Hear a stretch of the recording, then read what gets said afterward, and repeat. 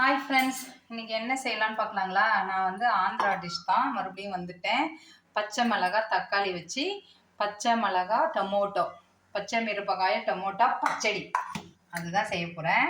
நான் ஏற்கனவே இந்த பச்சடி போட்டிருக்கேன், வேறு மாதிரி போட்டிருப்பேன். இப்போ இது வந்து இன்னொரு மெத்தட், நிறைய மெத்தட் செய்யலாம் ஃப்ரெண்ட்ஸ்.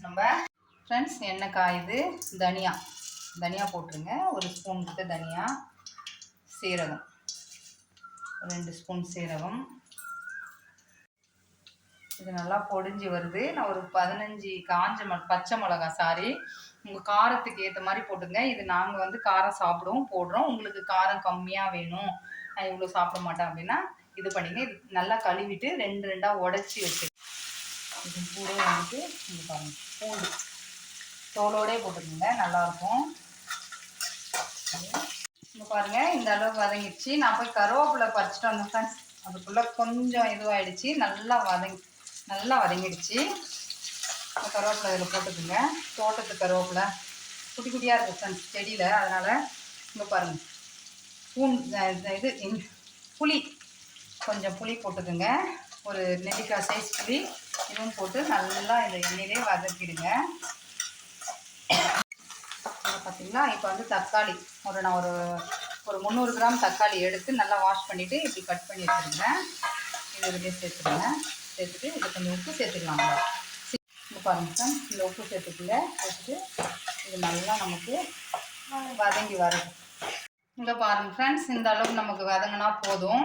இப்போ நம்ம ஸ்டவ் ஆஃப் பண்ணிவிட்டு இதை ஆற வச்சுட்டு நம்ம மிக்சியில் வந்து நம்ம கொஞ்சம் கொத்தமல்லி தழை, இன்னும் உப்பு பத்தலைன்னா கொஞ்சம் போட்டு கொரன்னு அரைக்கணும். கச்சா பச்சையாக அப்படி அரைச்சிட்டு அப்படியே தாளிப்பே கிடையாது ஃப்ரெண்ட்ஸ், அப்படியே சாப்பிட போகிறோம். அவ்வளோதான். இது கொஞ்சம் நேரம் நமக்கு ஆறும். இங்கே பாருங்கள் ஃப்ரெண்ட்ஸ், இப்போ ஆறிடுச்சு. நம்ம ஒரு மிக்ஸி ஜாரில் ட்ரான்ஸ்ஃபர் பண்ணிக்கங்க. இது ரொம்ப நைஸாக அரைக்கக்கூடாது, சும்மா அப்படியே ஒரு இது மாதிரி அரைக்கணும், அவ்வளோதான். கொரன்னு அப்படி அரைக்கணும்.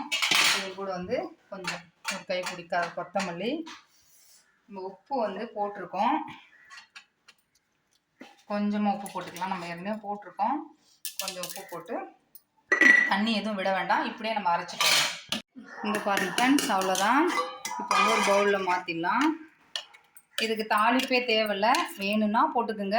தாளிப்பு போடாமல் அப்படியே சாப்பிட்றது தான் நல்லாயிருக்கும். இது வந்து இந்த மிக்சியில் போடுறத விட உரல் இருந்ததுன்னா, அந்த குச்சி வச்சுருப்போம்ல, அந்த உலக்கை, அதில் வச்சு இடிப்பாங்க. இங்கே இல்லை, என்கிட்ட உரல் இருக்குது, ஆனால் அந்த இது இல்லை. கண்டிப்பாக இது அந்த மாதிரி ட்ரை பண்ணால் இன்னும் சூப்பராக இருக்கும். அவ்வளோதான் ஃப்ரெண்ட்ஸ், டொமேட்டோ பச்சை மிரப்பக்காய பச்சடி ரெடி ஆகிடுச்சு. நீங்கள் கண்டிப்பாக வீட்டில் ட்ரை பண்ணி பாருங்கள். ரொம்ப ஈஸியான மெத்தடு. லைக் பண்ணுங்கள், ஷேர் பண்ணுங்கள், சப்ஸ்கிரைப் பண்ணுங்கள். நெக்ஸ்ட் வீடியோவில் பார்க்கலாம். பாய்.